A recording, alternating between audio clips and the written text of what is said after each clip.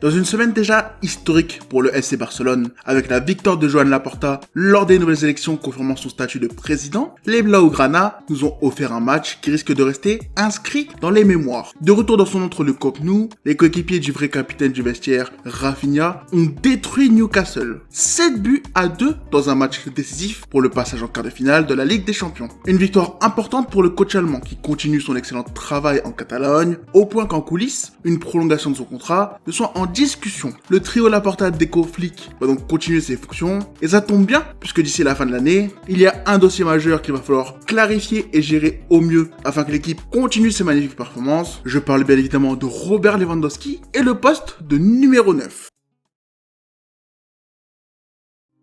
Effrayé par un début de saison difficile où l'équipe a souffert de départs pas vraiment remplacés et surtout d'une fatigue physique importante chez les joueurs majeurs, le FC Barcelone d'Hansi Flick a rapidement su retrouver ses forces afin de dominer à nouveau ses adversaires sur le terrain. Leader d'une Liga bien disputée avec le Real Madrid en embuscade, attendant chaque faux pas du rival, vainqueur de la Supercoupe et quart de finaliste de Ligue des Champions, la saison des Catalans est sur le papier dans la même veine que l'année précédente. L'équipe, par son volume de course et sa puissance offensive, réussit à tabasser chaque adversaire qui se présente face à eux, mais avec quelques exceptions cette fois. Éliminé de la Copa del Rey après une performance exceptionnelle de l'Atlético Madrid, tu sens en les regardant que ce Barça est moins fort que l'an dernier, mais qu'il reste un adversaire coriace à ne pas sous-estimer. Sur le papier, l'effectif est moins impressionnant, moins complet, notamment en défense. Le départ d'Inigo n'a pas été remplacé, et ça, j'en avais déjà parlé. Mais ce qui n'a pas aidé non plus, ce sont les blessures et la gestion des physiques avec un groupe réduit. Comme l'an dernier, Hansi Flick a donc dû bricoler. Gérard Martin en défense centrale, Araujo latéral droit, Ferran Torres numéro 9 ou bien Cancelo de retour en prêt ne sont là que des choix forts faits par l'Allemand qui ont tout de même porté leurs fruits. Limité par le manque de solutions, il a encore dû exploiter l'immense centre de formation du Barça. Bernal de retour de blessure s'est vu confier beaucoup de matchs à grosse importance, Casado dans la rotation et même de nouveaux talents comme Xavi Esperat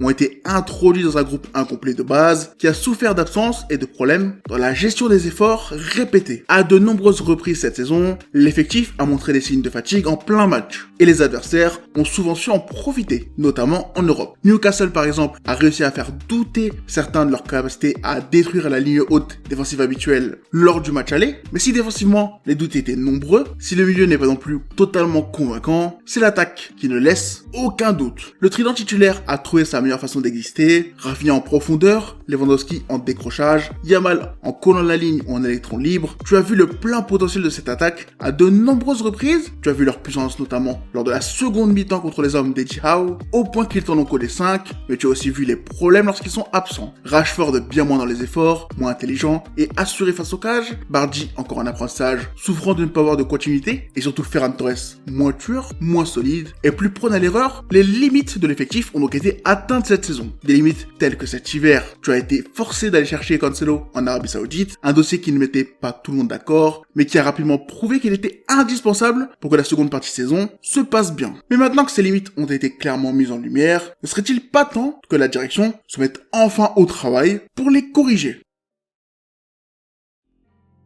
Pendant que les meilleurs joueurs de l'équipe vont tenter d'entrer sur le territoire américain pour jouer l'horrible Coupe du Monde 2026, le trio de dirigeants à la tête de Barcelone vont devoir comprendre les chantiers en interne, les problèmes importants à prioriser et les contraintes sur la manière de les gérer. On le sait, le vestiaire de Barcelone est le fruit de plusieurs couches de travail issues de différentes ères, que ce soit des anciens comme Ter Stegen, des ajouts d'Abidal et d'Alemany comme De Jong, Pedri, Lewandowski, d'autres de Deco comme Johan Garcia, Dani Olmo et évidemment, le plus important, les jeunes issus de la Masia comme Lamine Yamal. C'est avec ce mix qu'Hansi Flick doit composer depuis son arrivée, et on l'a vu, si le club veut continuer à rester compétitif, il y a 2-3 choses à corriger, et ça tombe bien, une occasion de le faire se présente. Depuis des années, le chantier pour remettre Barcelone au sommet est clairement bien défini. L'équipe manque d'un latéral droit capable de combiner avec Yamal, tout en lui assurant une grosse sécurité dans son dos. Koubarsi doit retrouver un camarade gaucher en charnière capable de gérer la ligne haute avec lui pendant qu'on attaque. Lewandowski doit avoir un successeur capable de le faire souffler, et Rafinha, un élément de rotation apportant offensivement comme défensivement, puisque sans ballon, le Brésilien est l'un de tes joueurs les plus importants, notamment dans le pressing. Tout ça, le club le sait. Deco et Flick passent chaque été à trouver des moyens pour occuper ses postes. L'idée jusque-là était de gérer ses problèmes grâce à des solutions solutions internes, temporaires, qui ont montré leurs limites, notamment suite aux blessures, appuyant le manque de rotation, mais qui surtout vont encore être amplifiés par l'été qui arrive. Lewandowski est ton buteur titulaire, Cancelo ton latéral gauche titulaire, Rashford ton ailier gauche remplaçant, et Christensen, ton couteau suisse défensif, vont tous arriver en fin de contrat. Des départs majeurs au vu de leur importance, qui ne devraient pas être les seuls puisque quelques joueurs sont sur le fil. Araujo par exemple pourrait être sorti en cas de belle offre, l'Uruguayen enchaîne les erreurs dans un contexte qui ne semble plus lui convenir, et le sortir cet été pourrait être une excellente idée. Pour l'instant, 3 autres joueurs pourraient aussi profiter du mercato estival pour trouver un autre club. Marco Casado, jeune talent de la Masia, est en difficulté au milieu, mais garde une belle cote, notamment en première ligue. Jules Koundé, le chouchou totalement perdu cette saison, qui semble avoir atteint la fin de son aventure en Espagne, est le second, pendant que Alejandro Balde, latéral explosif enchaînant les blessures, ne réussissant ni à faire une saison complète, ni à être décisif lorsqu'il est sur le terrain, est le dernier départ envisagé. Des ventes importantes pour les finances, puisque si Laporta a annoncé que Deco, le directeur sportif, serait libre de ses mouvements cet été, habitué aux mensonges de Johan, je trouve ça difficile d'y croire, notamment quand tu tends l'oreille et écoutes les rumeurs. On sait que le club attend une entrée d'argent d'environ 30 millions en juin, qui pourrait aider à atteindre le fameux 1 pour 1, mais dans tous les cas, quoi qu'il arrive, un des joueurs sur le départ sera sacrifié. Des chantiers importants seront donc à gérer, des chantiers qui vont forcer Deco, le directeur sportif depuis 2023, à travailler pour trouver des solutions correspondant à plusieurs critères qu'il faudra respecter. Pour s'assurer de sortir gagnant cet été, les priorités du mercato doivent être gérées en fonction des besoins du coach à leur poste. Les profils doivent correspondre aux idées de jeu énergivores de l'Allemand, ils doivent aussi avoir des demandes salariales correspondant aux limites imposées par la Ligue, idéalement des joueurs en dessous de 27 ans afin de pouvoir les revendre à bon prix en cas d'échec, mais surtout des joueurs dont la valeur n'est pas au-dessus des moyens limités du club. On le sait, en plus des limites liées au contrôle financier de la Ligue, le Barça doit réguler ses dépenses suite à l'accumulation de dettes et le renouvellement coûteux du Camp Nou. Et le détail qui fait le charme de cette recherche, c'est qu'il faut que l'option étudiée pour lui succéder soit un deal facilement faisable. Cela signifie un agent ami de la maison, ou bien accepter dans des conditions ridicules, comme à l'époque Adama Traoré, qui lui en plus venait d'un club ami. En clair, tout ce qui permettra à Deco et Laporta d'imposer des conditions permettant à Barcelone de cacher les problèmes financiers aux yeux du monde. Tout ça laisse donc penser que, comme d'habitude, une hiérarchie claire va devoir être mise en place au sein des priorités du mercato estival. En cas de mauvaise gestion, tu pourrais te retrouver à être forcé de prolonger certains joueurs afin de régler les problèmes l'an prochain, mais on le sait tous, l'urgence primordiale du Barça cet été sera de trouver un numéro 9.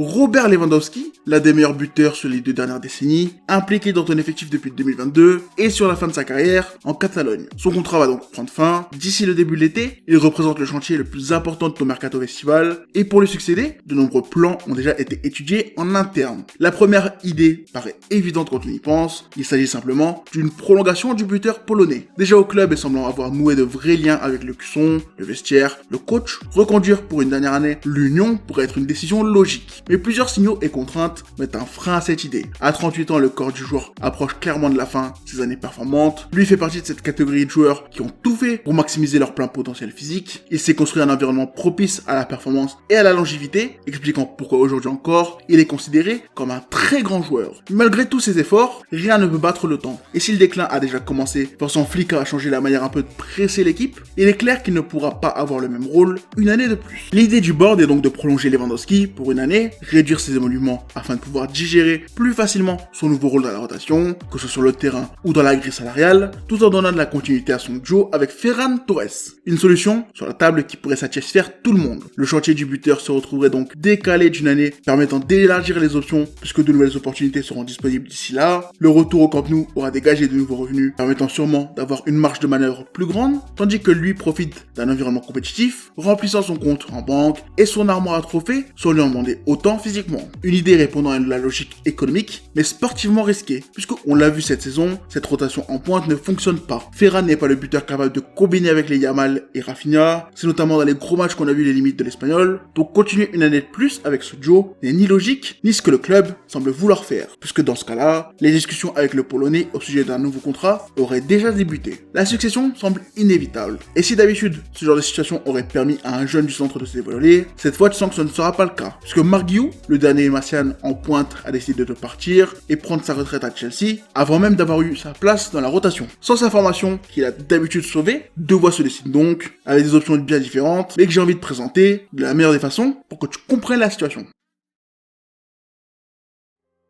La première solution pour gérer le poste de numéro 9 et sa succession, c'est de respecter au mieux les besoins économiques en cherchant un joueur libre, un buteur sous contrat qui sera évidemment dans une position forte, qui pourra profiter de son avantage pour maxer ses primes et son salaire, mais qui pourrait rester bien moins cher qu'un gros transfert. Parmi les top buteurs arrivant en fin de contrat, seul Dusan Vlahovic semble correspondre aux critères de recherche du Barça. À 26 ans, le Serbe est dans la pire période de sa carrière, enchaînant les blessures et n'arrivant pas à s'imposer à la pointe de l'attaque de la Juventus. Il semble être une idée stupide, mais quelques arguments jouent en sa faveur. Souhaitant partir depuis 2 ans, ayant compris qu'il n'obtiendrait pas de nouveau contrat sous Comoli, il a tout de même réussi à se retrouver un peu de temps de jeu, qui ont permis de voir que le joueur n'est pas totalement cuit. Il est un pari à faire, un pari économique et sportif, puisque ses demandes sont fortes, mais on l'a vu lorsqu'il a failli signer à Milan, il peut faire certaines concessions. Au Barça, il aurait le temps de jeu, la concurrence, la compétitivité pour se relancer, mais aussi un coach qui a déjà fait des miracles et qui pourrait le refaire avec un profil qui s'approche de ce que Lewandowski propose. Personnellement, je comprends totalement ceux qui voient en lui une option à étudier. Et tu sens que l'option sera sur la table si les ventes importantes permettant de financer le mercato commencent à être tardives. Mais étant donné que j'ai confiance en Laporta, étant donné que je crois que le 1 pour 1 sera atteint, je pense que c'est la seconde solution qui sera choisie, l'achat d'un joueur. Sur le papier, le Barça de Deco a déjà acheté un premier successeur à Lewandowski en la personne de Vitor Roque.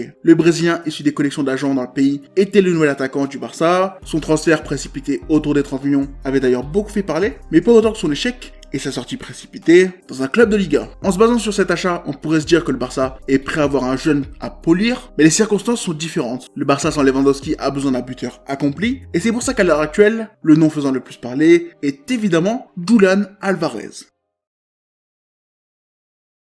Après avoir été berné par l'Inter Milan pendant des années, le Barça serait à nouveau attentif à la situation d'un buteur argentin, l'attaquant de l'Atlético serait disponible sur le marché, et si les conditions de son arrivée seraient différentes, tu peux comprendre pourquoi certains veulent en faire une priorité. Plus athlétique, plus tonique, plus intelligent, ses mouvements et sa finition, dans la surface, ont beaucoup fait parler ces dernières années. L'apport de l'Argentin changerait totalement le fonctionnement de l'attaque barcelonaise, nul doute que Flick saurait exploiter pleinement son nouveau jouet, mais difficile de croire qu'un transfert est possible. Les 80 millions demandés pour le libérer de son long contrat serait la plus grosse dépense depuis des années en Catalogne, son salaire serait parmi les plus gros du club, donc rien que sur le plan économique, c'est difficile à imaginer pour une équipe galérant déjà à se faire prêter Marcus Rashford. L'Atlético pourrait d'ailleurs en profiter pour faire trader les choses, exploiter les approches de Barcelone pour faire monter les enchères et attirer des options étrangères comme celle du PSG. En clair, un dossier intéressant sur le papier qui sent bien le bourbier, qui n'a que peu de chances de voir le jour, sans un grand changement dans la dynamique actuelle, ou bien l'envie du club de se faire un gros coup médiatique et financer avec un investissement massif qui signifierait des solutions low cost aux autres problèmes. D'autres solutions devront donc être étudiées et je pense qu'au vu de la situation, la recherche devrait être faite dans un cadre facilitant chaque étape du deal. En clair, un joueur mal payé dans un club en crise économique, cherchant à le sortir avec un agent ami de la maison. En prenant tout ça en compte, quelques noms ressortent bien plus que les autres. Richarlison par exemple ne va clairement pas suivre Tottenham dans sa chute en Championship. Il a déjà eu des contacts en Liga. À l'époque, je me rappelle que le Real Madrid avait étudié son profil et avait pas mal hésité. Ce n'est clairement pas l'idéal, mais c'est aussi ce genre de profils qui sont à creuser. Joshua Zirkzee, Gonzalo Ramos, Alexander Isak, Victor Gyökeres, Omar Marmouche, Liam Delap, les bancs des gros clubs, notamment ceux de Première Ligue, regorgent de numéro 9 à la recherche de temps de jeu. Et si leur gros salaire accompagné d'un gros transfert est frais, tu pourrais tenter d'organiser un prêt, retardant un nouveau inévitable, investissement à venir. Ce dossier sera assurément l'un des plus intéressants à suivre cet été. Mais comme je l'ai dit, ce n'est pas le seul que le Barça va devoir gérer, et personnellement, je vais suivre ça de très